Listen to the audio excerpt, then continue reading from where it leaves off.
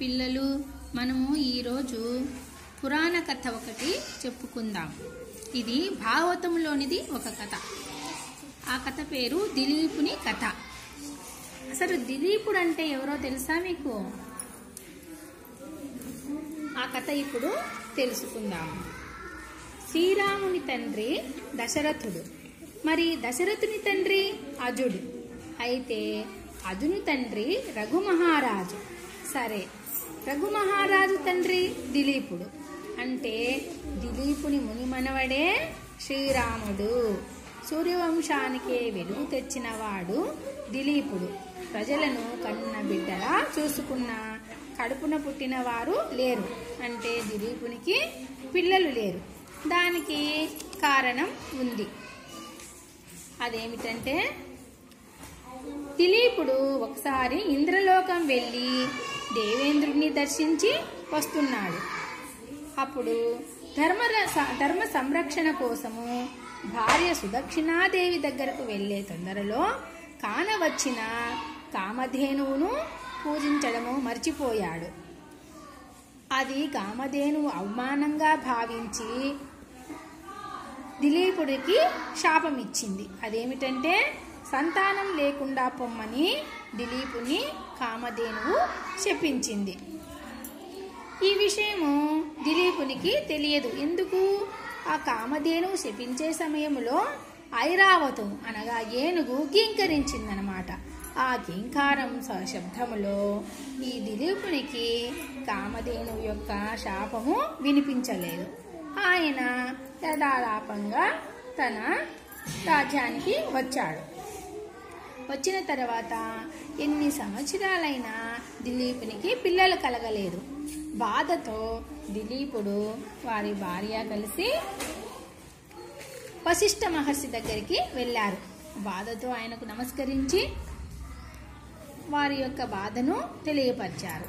అప్పుడు వశిష్ఠుల వారు దివ్య దృష్టితో అంతా చూసి ఈ విషయము కామధేనువు యొక్క శాపం మూలంగా ఈ విధంగా అయినది అని చెప్పి, కామధేనువు పాతాళ లోకంలో ఉంటుంది కాబట్టి కామధేనువును సేవించడానికి ఇప్పుడు వీలు లేదు కాబట్టి తన దగ్గర ఉన్న నందిని అనే కామధేనువును సేవించమని చెప్పారు. అప్పుడు దిలీపుడు వారి భార్య కూడా గోవులకు సేవ చేయాలని నిశ్చయించుకుని వశిష్ఠ ఆశ్రమానికి వచ్చారు. ఇక మనము కథలోకి వెళ్తే, దిలీప మహారాజుకు సంతానం లేదు. ఆయన భార్య సుదక్షిణాదేవి మహారాజు పిల్లలు లేరనే తన బాధను గురువైన వశిష్ఠునికి చెప్పుకున్నాడు. గురువు ఆయనకు నందిని అనే ఒక ఆవును చూపించి దానికి సేవ చేయమన్నాడు. మహారాజు దంపతులు నందినిని ఎంతో ప్రేమగా పెంచసాగారు. దిలీపుడు ప్రతిరోజు స్వయంగా దాన్ని సమీపంలోని అడవికి మేతకి తీసుకుని వెళ్ళేవాడు. ఒకరోజు ఎప్పటిలాగానే దిలీపుడు నందినిని అడవికి తీసుకొని వెళ్ళాడు. నందిని మేత మేస్తూ దారి తప్పి ఒక సింహం గుహలోకి వెళ్ళింది. నందినిని చూసిన సింహము తనకు ఆహారం దొరికిందని సంబరపడింది. దానిని తినబోయింది. నందిని అరుపులు విన్న దిలీపుడు పరుగున గుహ వద్దకు వచ్చాడు. ఆవును విడిపించిపెట్టమని సింహాన్ని కోరాడు. సింహం నవ్వి, ఓ మహారాజా, నేను ఆకులు గడ్డి తిని బతకలేను. నా ఆహారము జంతువులే కదా.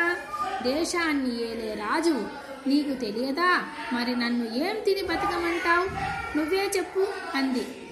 రాజు ఒక్క క్షణం ఆలోచించాడు. సింహం వైపు చూసి, ఈ గోమాతను కన్న బిడ్డలా చూసుకుంటానని మా గురువు గారికి మాటిచ్చాను. దయ ఉంచి గోమాతను విడిచిపెట్టు. దానికి బదులు నన్ను నీ ఆహారంగా స్వీకరించు అని ప్రాధేయపడ్డాడు. దిలీపుని మాటలు విని సింహం ఆశ్చర్యపోయింది. నీవు బతికి ఉంటే 1000 ఆవులను దానం చేయగలవు. నీ ప్రాణాలు వదులుకుంటావా అని ప్రశ్నించింది. అప్పుడు రాజు, ఒక గోమాతను కాపాడలేని, ఒక మృగరాజు ఆకలి తీర్చలేని నేను ఈ దేశాన్ని ఎలా పాలించగలను అని వినయంగా బదులిచ్చాడు. సింహం సరేనంది. రాజు కళ్ళు మూసుకున్నాడు. అంతే, అతనిపై పూలవాన కురిసింది. రాజు కళ్ళు తెరిచి చూస్తే దేవతలు ప్రత్యక్షమయ్యారు. ఓ రాజా, నీ ధర్మనిరతిని పరీక్షించడానికే మేము ఈ సింహాన్ని సృష్టించాము.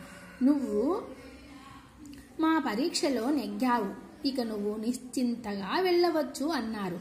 మహారాజు వారికి నమస్కరించి నందినిని తీసుకుని ఇంటికి వెళ్ళాడు. కొన్నాళ్లకు ఆ రాజుకు ఒక కుమారుడు జన్మించాడు. అతనే రఘుమహారాజు. ఈ వంశం వాడే శ్రీరాముడు.